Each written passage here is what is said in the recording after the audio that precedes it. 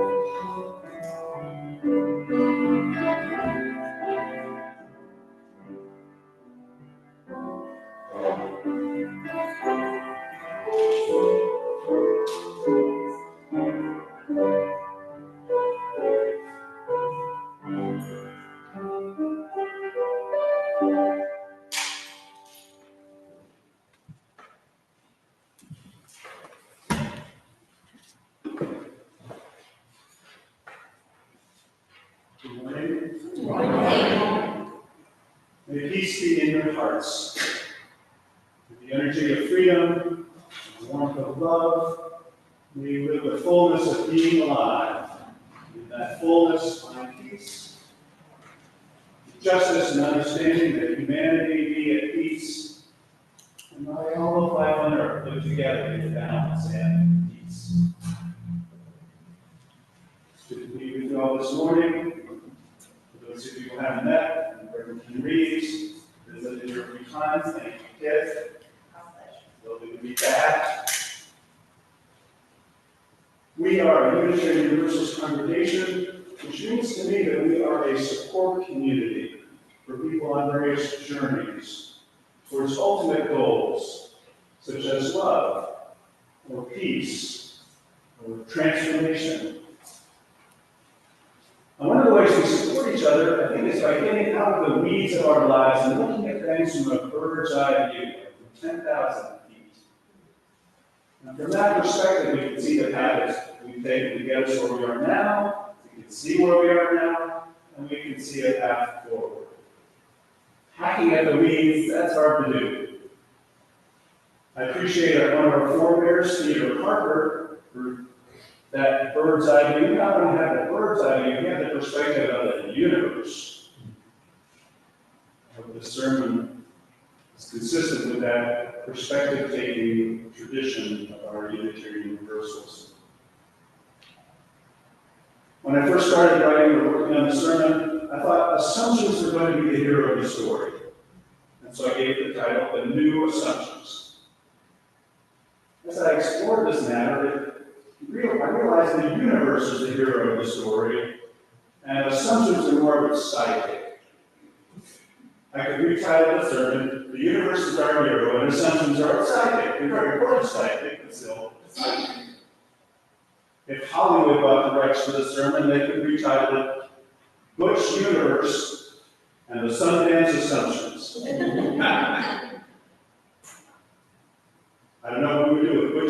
universe, but I'm sure people can come with something. Maybe it's the name of the new well. The sermon has two parts. The first part has to do with the universe and how the universe bends toward justice. And the second has to do with the assumptions in play. And assumptions are important to notice. Assumptions are guiding ideas that are taken for granted and not often looked at. A little bit like gravity. Gravity is very powerful, but if you're like me, you didn't wake up this morning and go, look at this gravity. How? What? And yet, assumptions like gravity do guide us and are important to look at. And that's what today's service aspires to do. I offer this service out of my caring for you, and I wish to support you on your journeys. I hope that as you journey, you find love and freedom and live the full richness of being alive.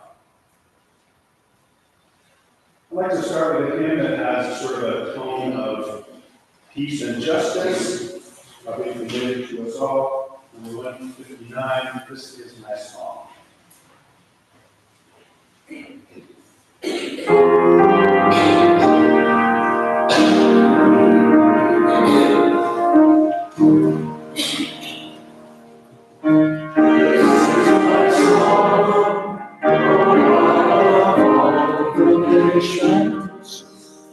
A song of peace for battles far and near. This is my home, the country where my heart is. Here are my hopes, my dreams, my holy shrine. But other hearts in other lands are beating with hopes and dreams as true and high as mine. Our country's skies are bluer than the ocean, and sunlight beams on clover leaf and pine. Other lands have sunlight too, and clover, and skies are everywhere as blue as mine. Oh, hear my song, thou God of all the nations, a song of peace for their land and for mine.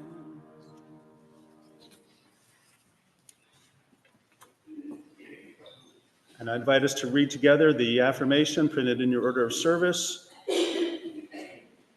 Love is the doctrine of this church. The quest for truth is its sacrament, and service is its prayer. To dwell together in peace, to seek knowledge and freedom, to serve human need, to the end that all souls shall grow into harmony with this divine.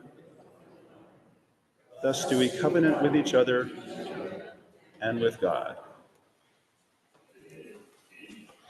And as a community, things happen, and there are announcements to tell us about those things. Donald will help. So welcome, Ken. I hope your trip down was uneventful this morning. Thank you so much for being here. As I mentioned to you, we will working on next year's program, I'll be in touch in July. And I wanted to let everyone know that Richard is our guest speaker, guest minister next week. We have only 2 more Sundays after today. The 15th is our final Sunday. And I also wanted to say that we're being represented today at the LGBTQ fair by Robert and Chris. And I'm sorry that I'm here to hear us say thank you so much for doing that for us.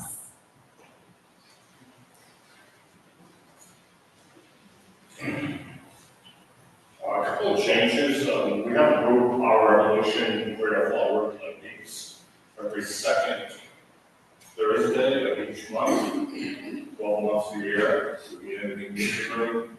So an outlet for people to discuss the issues of the day, whether they be local, state, national, international, and so it's a small group of us that are here attending regularly, and you're all invited, but don't come on second Thursday in June. Come on third Thursday if you'd like to come. This will only be a change for the month of June. So June 19th instead of June 12th. And sort of as an aside, so why are we doing this? June 12th, a rare opportunity, the Massachusetts Democratic State Committee meets all over the state, and it happens on the 12th of June. They're meeting here at Fall River at Bristol Community College at the Commonwealth Room. So if any of you want to see the Democratic Party's state mechanism in action, you get to sit in, guests are welcome. The two-party system, we'll save that for a day of concern, because it's kind of rocky and things are not very pleasant for Americans under the system. But anyway, we're exploring our options. So June 12th, if you want to come to a state committee meeting at Bristol Community College. June 19th, if you want to discuss the issues of the day. And then of course, as has been announced, I hope you'll all be down at the Pride event. It's always fun. It's a great people watch, great diversity and color. So it's all happening at the Gates.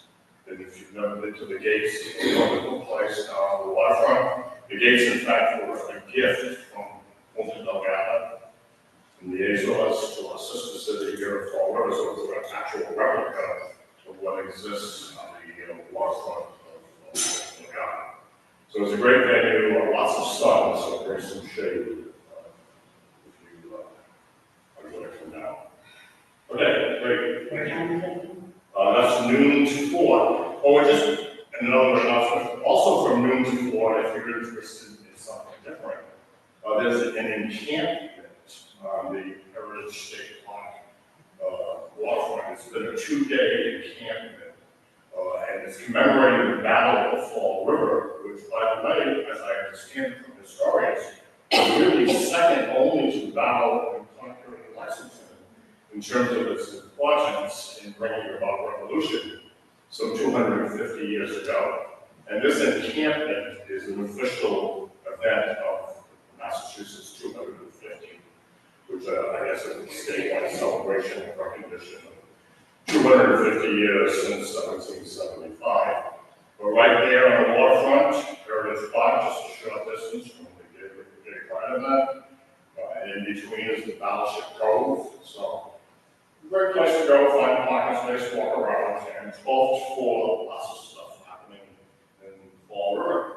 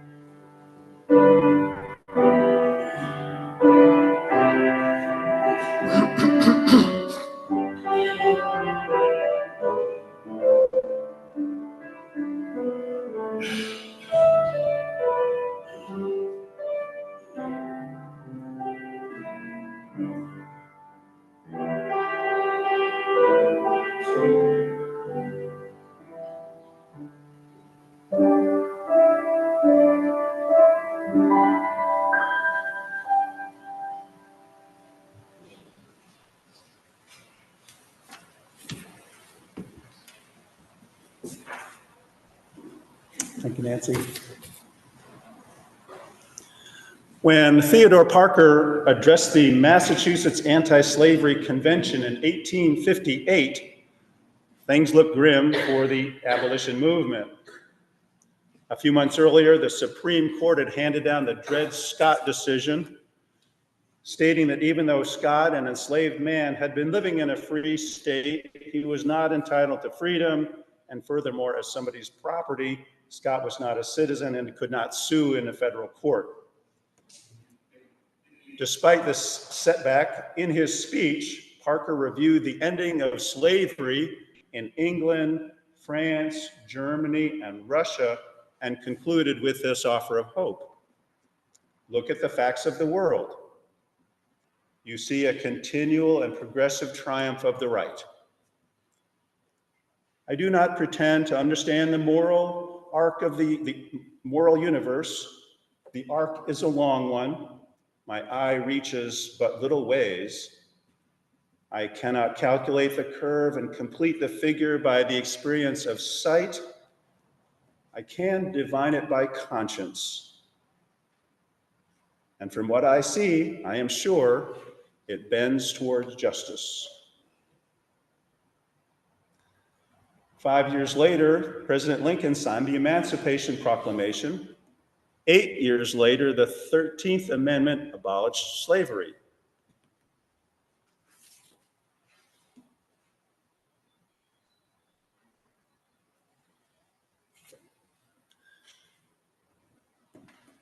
There is a love holding you. There's a love holding all of us. There is a spiritual support. In silence, we may notice that spiritual support. It breathes life into us. You might notice that in your breath. Let us take a moment to sit in silence together where that spiritual support might be noticed.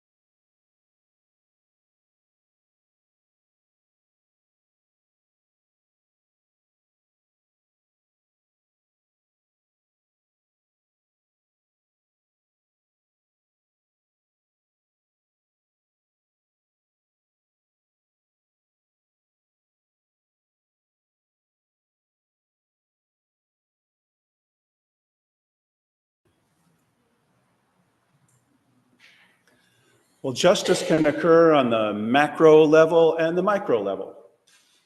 And this hymn has a more of a micro quality to it. And I think of the looking for more love somewhere can be like looking externally and internally. Maybe there's more love within me too. And so on that note, let us sing together number 95, There Is More Love Somewhere.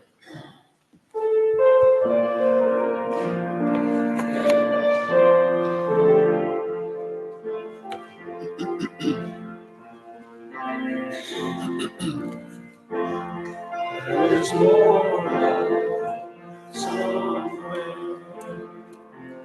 There is more love somewhere. I'm gonna keep till I find it. There is more love somewhere.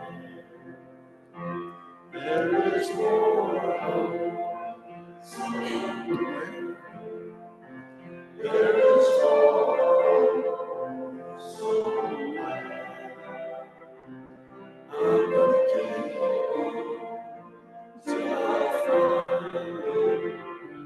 There is more somewhere. somewhere there is more peace. Somewhere there is more peace. Somewhere I'm gonna keep on till I find there is more peace. Somewhere there is more joy. Somewhere there is more joy. Somewhere I'm gonna keep on till I find there is more peace. Somewhere.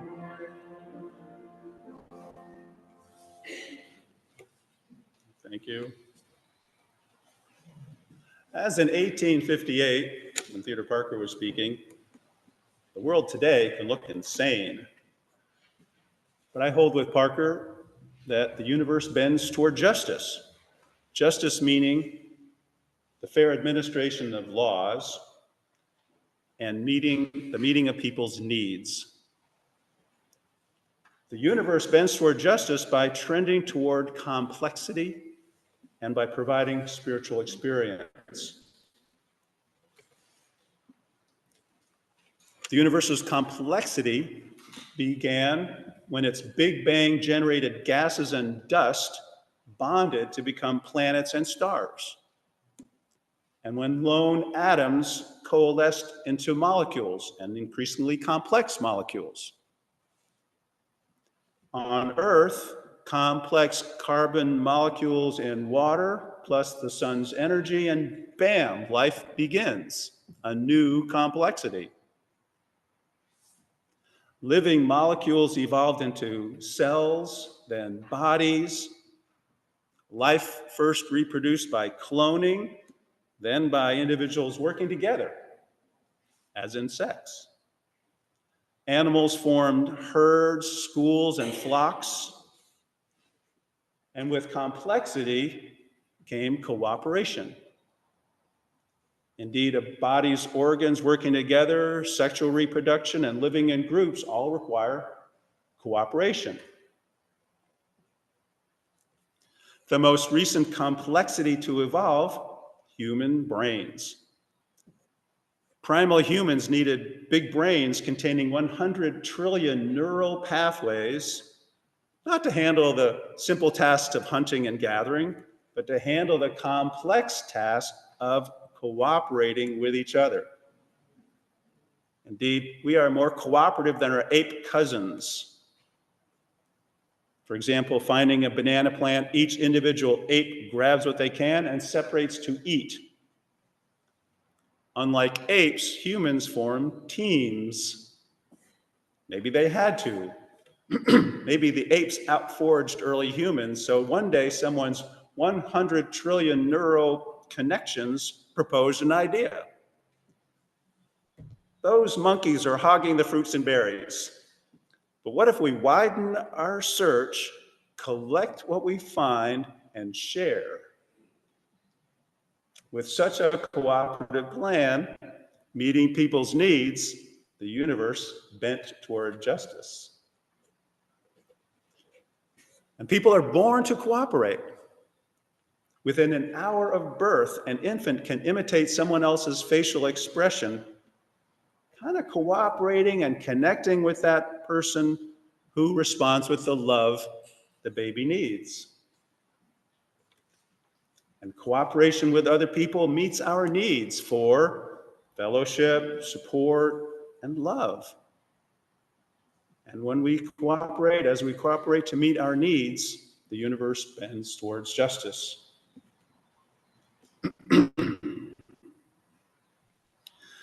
The universe also bends towards justice in mystical moments of union.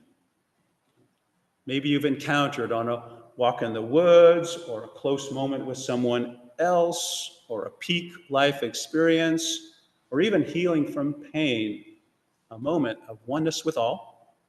The veil lifts, the universe is one, you belong to this oneness, and then awe and peace. Maybe through these unitary spiritual moments, the universe is awakening us to its ultimate union. Cooperation follows. When mystically united with trees, animals, other people, I realize what happens to them happens to me. And so I want the good for them all and to meet their needs. Then I join the universe bending toward justice. I kind of conceive of a structure for the universe bending toward justice as a kind of a four-tiered, upended pyramid. At its point, the bottom, is the universe in its justice-generating, cooperation-generating complexity. At the next level up are a few assumptions or guiding beliefs. A cooperative belief, we are in this together. Up from assumptions are more specific guiding ideas, those being policies. Like a cooperative policy, drivers stop for pedestrians in a crosswalk. At the top of the pyramid are billions of actions. A cooperative action, I brake for a pedestrian in a crosswalk.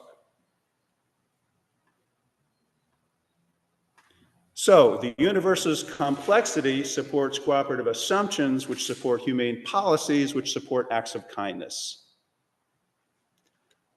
The universe's trend toward complexity and cooperation is unfortunately opposed by separateness, an old condition akin to when the universe consisted of hot gases and lone atoms. Separateness is the basis for older assumptions and policies and practices. Looking at assumptions, I see contrasting new versus old assumptions in 6 domains: equality versus inequality, democracy versus autocracy, peace versus war, the valuing versus destruction of nature, fact versus fiction, and love versus hate. In the first domain, inequality is supported by the old assumption that it is a hierarchical, competitive, survival of the fittest world. And the structures of kings and peasants, popes and lay people, generals and soldiers reinforced inequality. Economic inequality has been justified by the old assumption that a prosperous economy depends on rich people, job creators who know the secret to running the economy. I don't know how this assumption developed, but maybe it was when ancient people were mystified by early trade. They let the new merchant class handle business and become rich. Racial and gender inequality occurred when white men used aggression and weapons to take the apex position in society, justified by claims of superiority. That became an assumption. Men are superior. Nevertheless, economic equality is growing. Recently, between 1990 and 2015, the world went from 36% of us extremely poor to 10%. Every day for 25 years, a headline could have announced, today, 187,000 people have been lifted from extreme poverty. In the United States, economic equality advanced from FDR through Carter, but from Reagan and through the first Trump administration, $50 trillion moved from the least wealthy 90% to the most wealthy 1%. So we've not had a steady universal development. Social equality has advanced as women lead churches, companies, and countries, and when African Americans have not only been freed from slavery, but elevated to the presidency. These developments are pushed along. They are helped. Like economic equality is helped by the 28 million small businesses in America that reveal that business acumen is not a secret privy to the rich. It has further helped that economic equality is healthy for people. Social equality is helped by women and people of color demonstrating competence and honor. It helps that a healthy society needs their contributions. And furthermore, the survival of the fittest competition has given us wars, injustice, dictatorships, and the destruction of nature. Working together offers the healing elixir we need. It also helps that we experience, I think, and enjoy a warm feeling, maybe a spiritual connection, when each time we cooperate with someone. Then the new assumptions slowly develop. Women are just as competent as men. There is no difference in character or capacity across the races. The economy depends on all of us earning and spending, and we all can make sound economic decisions. And these new assumptions help bend the world toward justice. In the second domain, autocracy depends on the old assumption that we're not capable of governing ourselves or making our lives better. For centuries, people, powerless in the face of poverty, hunger, and illness, let autocrats rule and waited for reward in heaven. I think in the recent election, people powerless as both parties allowed wealth to flow to the top 1% seem to say, let's give autocracy another try. In support of democracy, though, people have over recent centuries made life less poor, healthier, and more pleasant, which encourages us to seek further improvement ourselves through government of the people, by the people, for the people. Indeed, democracy, enacting our interests, supports human prosperity and flourishing better than autocracy, which enacts the interests of the autocrat. And then the new assumptions emerge. We can govern ourselves and together make life better. Our collaboration bends us toward justice. In the third domain, war depends on the assumption that violence solves problems. Centuries of war leaves it taken for granted. Supporting justice, though, we find war makes matters worse, whereas negotiation solves problems. And as a result, warfare is declining over the centuries. And despite wars in Ukraine, Gaza, Somalia, the chance of dying by violence today is smaller than ever in human history. And then the new assumption, we can solve problems peacefully. In the fourth domain, the destruction of nature assumes that people are separate from, superior to, and must dominate nature. These assumptions likely began when ancient humans survived by hunting animals to extinction and harnessing the earth with agriculture. But today, people are realizing that our needs for food, clean water, fresh air, and a moderate climate are met when we cooperate with nature. In their time, rare voices like Thoreau's and Emerson's valued nature. Now there are millions of us. It helps that we can experience our need for nature simply by holding our breath. In a few seconds, I realize I need the oxygen nature provides. Thank you, nature.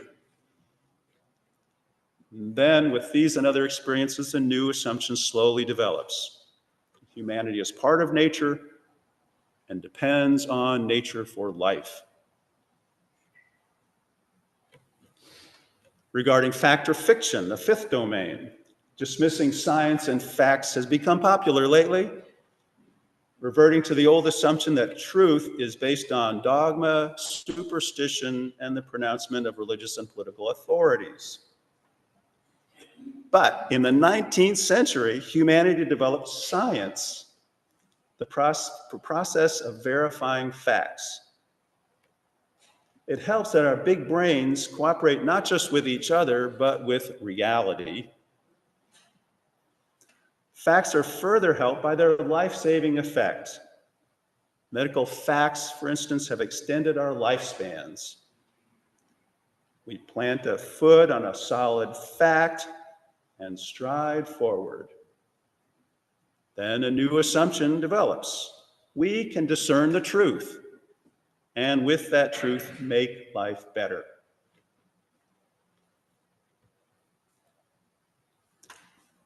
In the final domain, the old assumptions discussed already contribute to cruelty. Like there are superior and inferior people, and if the inferior suffer, who cares? Violence works, autocracy is effective, and if the autocrat is cruel, too bad. Nature is to be dominated, and we stick to superstition, dogma, and the pronouncements of authorities, however destructive those ideas might be. Two further assumptions incite cruelty, unfortunately. One, a group assumption from primal history. We trust those in our tribe. Outsiders pose a threat. Today, some still ward off imagined persecution by outsiders by persecuting outsiders. An individual assumption also fuels hostility. Some individuals who sadly were not given love as children learn to assume their needs will not be met. They are on their own. To them, cooperating makes no sense. And when facing a problem with someone else, it's not, how do we solve this problem together? It's, you are different from me and inferior, end of story. Nevertheless, love is developing.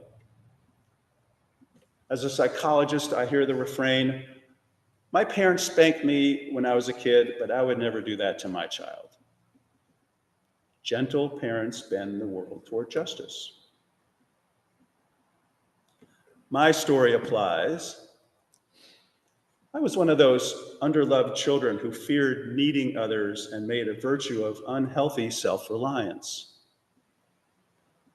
Still, I long for more love somewhere and glimpse such love in religion and at church. So I decided to pursue the ministry. I began seminary in Berkeley and sojourned to Phoenix for a hospital chaplaincy internship, where I was often the chaplain present as children were wheeled into the ER, followed by families in agony. When my chaplaincy ended, and assuming I don't need people, I set out to bicycle alone from Phoenix to Berkeley. But I toiled north in unexpected emotional pain. I had taken bike trips before, but without this grinding pain inside. I guess I was hurting after the grief I had witnessed, and going it alone only added to that pain. Nevertheless, I resigned myself to this 1,500-mile ordeal. In central Arizona, I pulled into a campground and met the caretakers, Mary and her husband, who called himself Bones. Bones showed me around. We waded in a nearby creek. They asked about me. I revealed my aspiration to ministry. They listened and nodded and seemed to appreciate my calling. They invited me to dine with them at their picnic table and asked me to say grace. I felt honored. As I proceeded north, a Grand Canyon employee let me stay in his trailer at the park. I borrowed a socket wrench from a Volkswagen driver in Utah. I camped on a porch at a ranch in Nevada. I came to feel not lost and alone, but found by strangers who showed love, kind of healed me and helped me believe in love. I had hoped there was more love somewhere and found it. From experiences like this, I join with many to adopt new assumptions. We are connected. When one benefits, all benefit.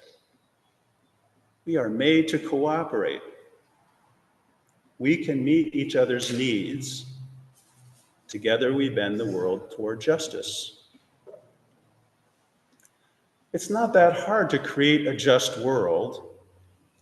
From negotiations to solar panels, the actions are available.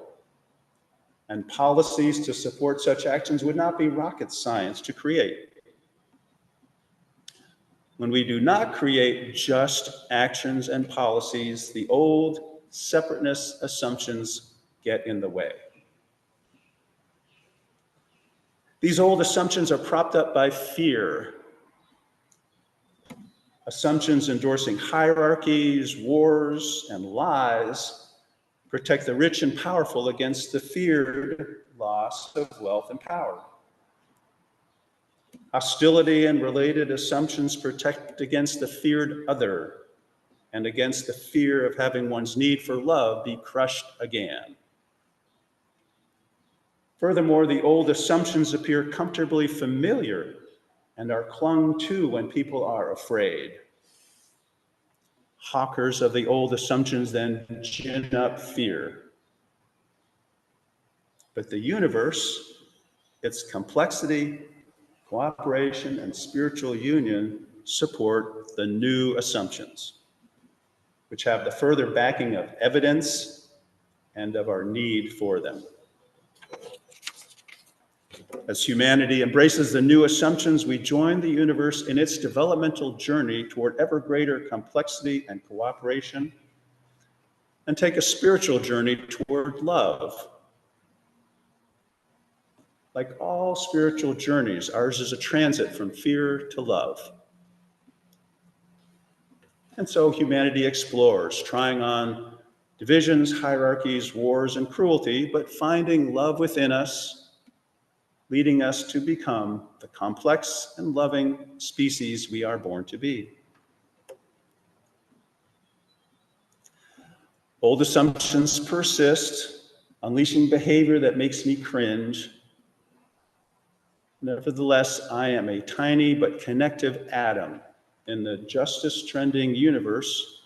When I join with other atoms, when I see clearly and critically the old and fearful assumptions behind the day's horrors, and when I adopt the new assumptions and ride their tidal power, the universe is on their side. And then each wave, each action for the good may seem small, but the loving tide drawn by the universe is destined to lift us all.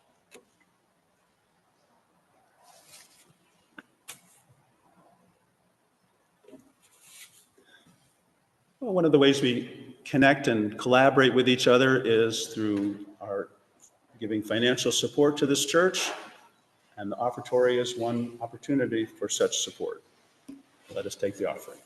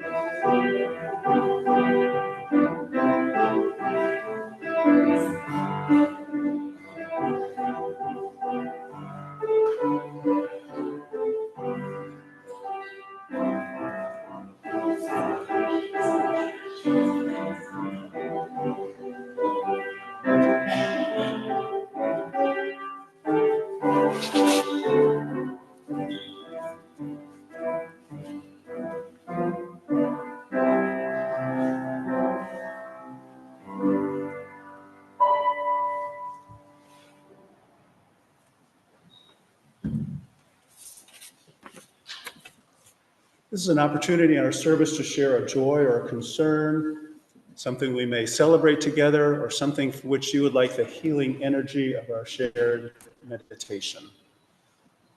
Donald will help with this. Yeah, so my concern is that, we've had a chance to meet with a couple of our state reps about, the problems that we see on the horizon, upcoming economically. My concern is that either they're oblivious to that, they're ignoring that, or they don't care about that. It seems like we as social justice caretakers, we sort of need to tell these people who don't really believe in justice, they believe in getting rich, they believe in power, they believe in control, that, we're not going to take that anymore on the bottom levels. Like you mentioned, the $50 trillion of, we revolted, we've had a couple of people in this church that went out and, the Occupy movement. We tried to make people aware of the immense disparity in wealth. This BS that these maniacal monsters who control all this wealth. Oh, Bill Gates is going to give his money away. Well, he's been saying that for 20 years and he's just getting richer. So it's like, and you can go on and on. These foundations and institutions that were developed purportedly to help people, right, are amassing these, incredibly huge fortunes, right? And it's all tax-free.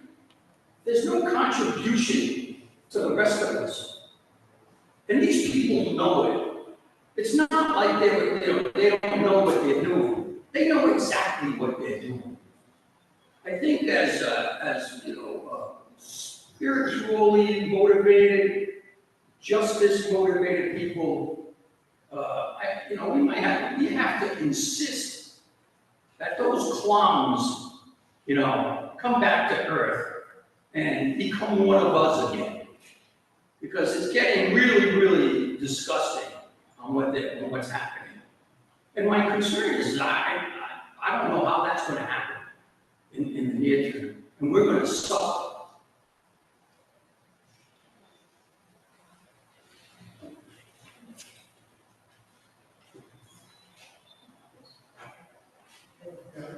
Okay, thank you. Okay. Recently had what you might call a serendipitous breakthrough in mental health. I should start by saying I regard you folks as my spiritual family. Ever since I was a youngster, I suspect that I was not survived, but I suspect that I was a survivor of childhood assault. Kind of took that for granted. It's only recently that I realized that I was also a survivor of spiritual assault. And I hadn't really paid much attention to that my whole life, although I had decades of therapy. But coming to terms with that, understanding that it was a spiritual attack released me from the anger and resentment I've had for so many years. It was a joyful moment. Just briefly, if you don't understand spiritual assault, there's a lot of literature that validates that. Just understanding that made a huge difference in my attitude. And I feel almost like having been reborn. At this point in my life, getting up there for years. So thank you so much for supporting folks in Unity over the last 5 or 6 years. And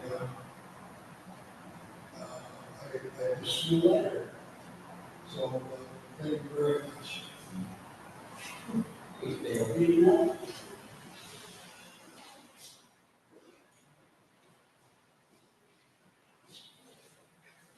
I have a huge joy that happened this morning. The way to church this morning, Rich picked me up. We always go to Dunkin' Donuts down the street. In front of us was this woman who was battling through her bag, looking for money to pay for her board. Me and Rich were standing behind her as I saw how angry and disgusted and how, she was really getting upset that she couldn't find what she was looking for, which is probably her money or her wallet. And I stood in and said, "Excuse me, I'll take care of that." I paid for her order. She was upset.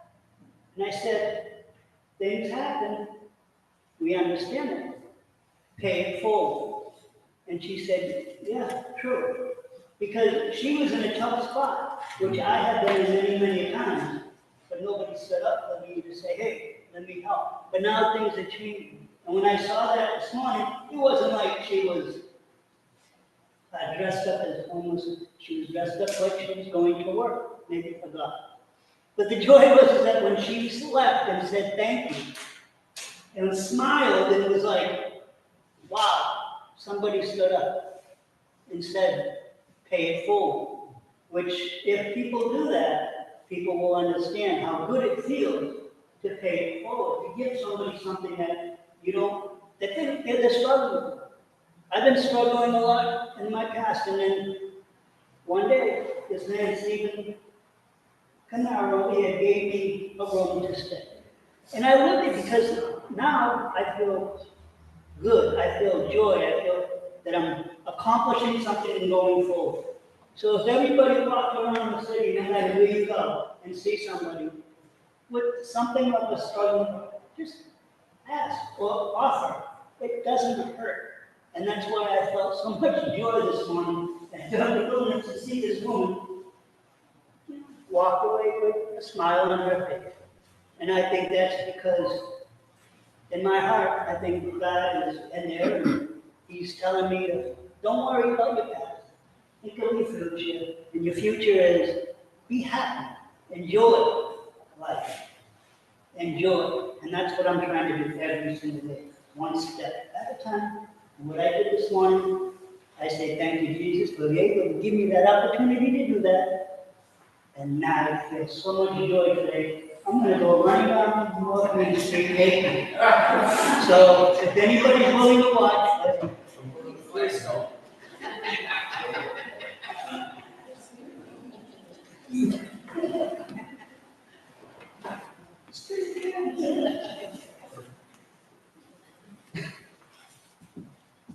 Amen.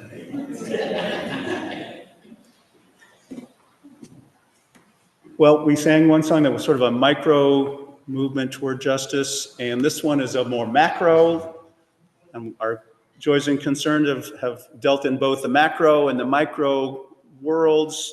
Let's sing about the macro again. Number 143, Not in Vain, The Distance Beacons.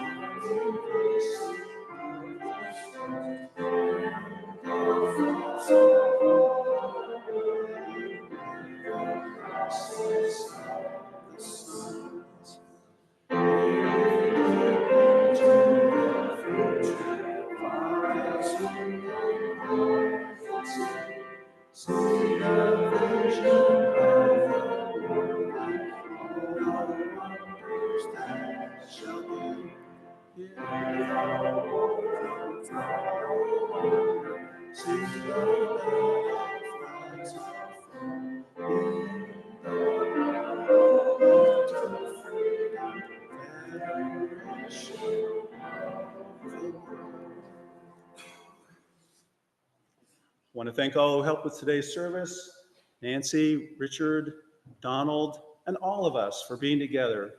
Thank you for sharing this cooperative time. For billions of years, the universe is preparing for us to have this cooperative and collaborative morning together. As we cooperate and collaborate with each other, we prepare the way for further cooperation and collaboration. May we go in peace. Amen.